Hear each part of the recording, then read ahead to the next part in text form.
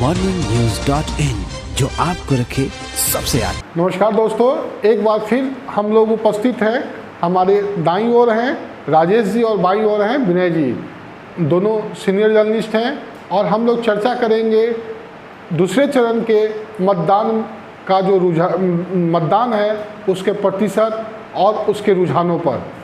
तो राजेश जी, दूसरे चरण के मतदान में 1 बजे तक का जो प्रतिशत आया है तकरीबन 30 के आसपास रहा है, काफ़ी कम है।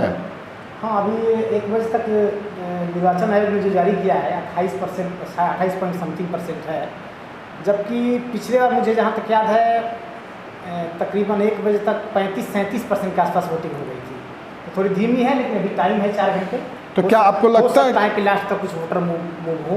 विनय जी, लगता है कि माने ये जो 2-3 घंटा बचा है इसमें 20-25% हो जाएगा वोटिंग? मुझे लगता है कि 20% मान के चलिए कि और बढ़ना चाहिए। अभी अगर 30 है तो 50, पिछला चरण 56% के आसपास था।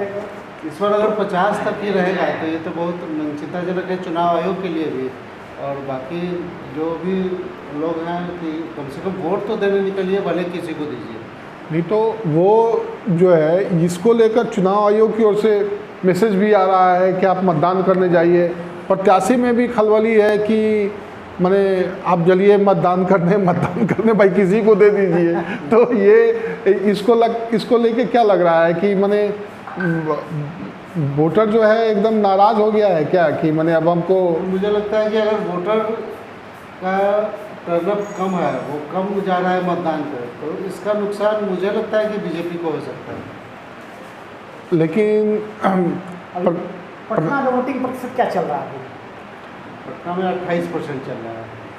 शहरी क्षेत्र पिछड़ रहा है। हाँ, शहरी क्षेत्र पिछड़ रहा है। पटना मान के चलिए जहाँ वोटिंग % कम है, पटना में बीजेपी के ही अभी सभी विधायक हैं, और ऐसी स्थिति में अगर वोटर नहीं जा रहा है तो निश्चित रूप से वोटरों का रुझान नहीं है चुनाव को लेकर के।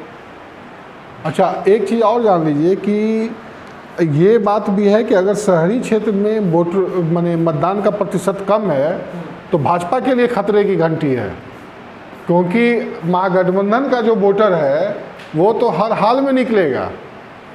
और या कहिए आप कह सकते हैं कि 1 बजे तक वो वोट डाल के लौट आया होगा।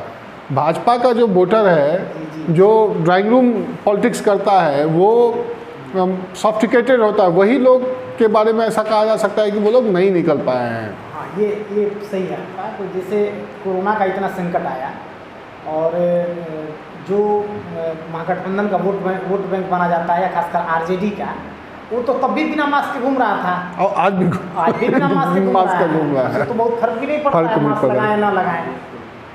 तो और शहरों के थोड़ी सी अब, लेकिन एक चीज़ हम देखें, पिछला चरण के चुनाव में हम कुछ शहरों में देखे थे, जैसे आरा, सासाराम, ऐसे जो छोटे छोटे शहर पिछले चरण में थे, वहाँ पे शहरी वोटर शाम को ज़्यादा टर्न हुए थे।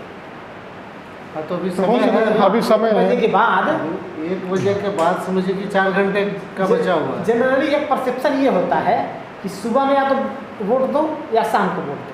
जनरली माना जाता है कि दोपहर में भीड़ होती है, ऐसा एक माना गया। हालांकि इस समय वोटर बूथों का विखंडन हुआ है, बूथों की संख्या ज़्यादा बढ़ी है, इससे भीड़ कोई ज़्यादा है नहीं, लेकिन ये मन में बना रहता है कि दोपहर में, हम लोग पहले ही मानते हैं दोपहर में भीड़ ज़्यादा होती है, या तो मॉर्निंग में डालो या शाम को डालो।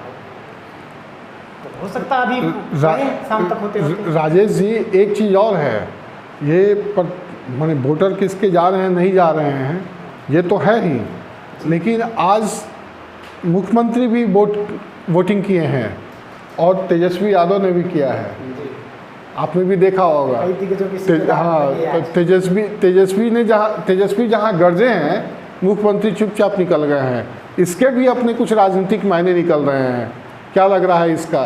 नहीं, तो ये है कि तेजस्वी हो सकता है ये अतीत शाह में भी इस तरह से हों, इसे मतदाता तय करेंगे कि उनकी मुस्कुराहट के पीछे या उनकी इस गर्जना के पीछे सचमुच कुछ है, या उनका कुछ फीडबैक उनको ऐसा कुछ मिल रहा है या नहीं मिल रहा है। आपको क्या लगता है, माने तेजस्वी का गरजना और तेजस्वी की सभाओं में जो भीड़ हो रही है उससे उत्साह तो स्वाभाविक है। तो नया लड़का जो कि एक बार विधायक रहे, उप मुख्यमंत्री बने, दोबारा चुनाव में जिस तरह से भीड़ वो देख रहे हैं, उत्साहित होना उनका स्वाभाविक है।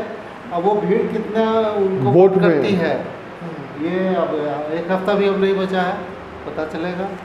तो अब ये इस पे अभी संशय बना हुआ है कि मुख्यमंत्री की चुप्पी और तेजस्वी की। एक और इसमें चीज़ है, मैं जोड़ना चाहूँगा। अभी पत्रकारों के जहन में मुख्यमंत्री के को लेकर बहुत सारे सवाल हैं। जो गठबंधन में जो उथल पुथल जो चला और जो अभी जो खींचतान जो चल रही है, इसके लिए पत्रकारों के पास भी पूछने के लिए बहुत सारे सवाल हैं मुख्यमंत्री के लिए, जिनका हर जवाब देना उनके लिए पॉसिबल नहीं है। तेजस्वी के लिए ऐसा कुछ अभी सवाल नहीं है, वो तो सबका एक ही लाइन में जवाब देता चला जा रहा है। तो मैंने इसको आप बहुत सीरियसली नहीं ले रहे हम हैं? बहुत सीरियसली इसको नहीं लेते। आप इसको सीरियसली मानते हैं या कुछ इसके राजनीतिक मायने निकल रहे हैं, या फिर ऐसे ही मैंने? देखिए, राजेश जी की बात मुझे सही लग रही है कि वो अभी इसमें उलझना नहीं चाहते। हाँ, इसमें उलझना नहीं चाहते हैं कि अभी वो सवाल वो कुछ जवाब दें, फिर उससे सवाल उत्पन्न होगा, तो ये लेकिन उलझना नहीं चाहते। विनय जी, आपको याद होगा कि ये चौथे बार के मुख्यमंत्री के लिए वो चुनाव लड़ रहे हैं, जी। ठीक है? पिछली 3 बार जब भी वो मुख्यमंत्री पद पर रहते हुए या मुख्यमंत्री के पहली बार जब उम्मीदवार बने थे तब से लेकर और पिछली बार तक वो मतदान करने के बाद आने के बाद पत्रकारों से ज़रूर बात किया करते थे। और आप देखिए पिछला फुटेज देखिएगा तो आपको दिखेगा कि वो बुला के पत्रकारों से बात किए हैं, पिछली बार भी बात किए हैं, लेकिन ऐसी क्या इस बार परेशानी रही कि बात भी नहीं की और निकल गए? इसमें एक मुख्यमंत्री का स्वभाव भी है। हम जहाँ तक हमको 2-3 कार्यक्रम याद हैं, अन्य भी, जहाँ पे उनको माहौल अच्छा नहीं लगता है, जब कार्यक्रम में पहुँच जाते हैं और वहाँ बहुत उनको माहौल अपने अनुकूल नहीं लगता है, तो वहाँ बिना कुछ बोले चुपचाप चले जाते हैं। उनका एक स्वभाव रहा है। जैसे हमें याद है एक बार सासाराम गए थे, कोई पायलट बाबा कुछ करके कोई प्रोजेक्ट था, उसको उद्घाटन करके बुलाया गया था। सीएम गए, सारा मंच बना हुआ था, लेकिन उन्होंने जाते ही भाप लिया कि ये यहाँ बोलना मेरे अनुकूल नहीं है, और लोग बोलते रह गए कुछ कहने के लिए, एक लाइन उन्होंने नहीं बोला, वहाँ से निकल गए। देखिए, तब की बात और थी, जी। अभी की बात और है एक। अच्छा, दूसरा कि अभी खबर आ रही है कि मुख्यमंत्री की सभा में आज फिर विरोध हुआ है, लोगों ने उनके ऊपर कुछ फेंका है, ये घटना हल्की की है। तो जिस तरह से मुख्यमंत्री के ऊपर माने मुख्यमंत्री का हर जगह विरोध हो रहा है, मुख्यमंत्री का बहुत एग्रेसिव हो जाना, फिर मुख्यमंत्री का इस तरह से माने डिस्टेंस मेंटेन करना, तो मुझे ऐसा लगता है, ये मेरा व्यक्तिगत विचार है, और ऐसा लगता है कि कुछ न कुछ राजनीतिक। देखिए, इससे सवाल तो उठते ही हैं, और बस मुख्यमंत्री इन्हीं सवालों से बचना चाहते हैं। मैंने मुख्यमंत्री नहीं चाहते हैं कि 10 से पहले इस पर कोई चर्चा हो। वो अभी वोटिंग का टाइम है, आज वोटिंग है, फिर 3 दिन बाद फिर है, 2 दिन बाद, तो वो मुख्यमंत्री अभी नहीं चाहते हैं कि जो माहौल जिस तरह का है उसमें मेरे कुछ बोलने से और माहौल ख़राब हो। इसीलिए वो, क्योंकि सभाओं में बोलना और पत्रकारों के साथ बोलना अलग अलग चीज़। सभाओं में तो जो बोलना है अपना बोलना है, स्क्रिप्ट पढ़ रहे हैं, पत्रकारों से बात करेंगे तो जो जवाब होगा उससे फिर सवाल उत्पन्न होगा, फिर जवाब आप मांगेंगे तो कितना जवाब देंगे। इसलिए अच्छा उनके लिए यही अभी है। पीएम मोदी की लगातार जो सभाएं हुई पिछली बार, तो उसका क्या कुछ असर पड़ा है, कुछ लाभ हो रहा है एनडीए को, या फिर? हाँ, मुझे लग रहा है कि इसका कुछ लाभ होना चाहिए। बहुत ऐसे कुछ ऐसे वोटर थे जो कन्फ्यूजन में पड़े हुए थे, और जिस तरह से उन्होंने जंगल राज और क्या क्या करके डराया है, तो उन दिनों के जो पुराने मतदाता हैं, हो सकता है कि अपना वो हो स्टैंड बदले हैं। बेसिकली वो वोटर टर्न अप हो या ना हो, कार्यकर्ताओं में उत्साह जरूर आया है। माने वो कार्यकर्ता जो भाजपा के जो सुस्त हो गए थे, और तो उनमें थोड़ा सा उत्साह आया है, और ये हो सकता है उनको पॉजिटिव चाहिए।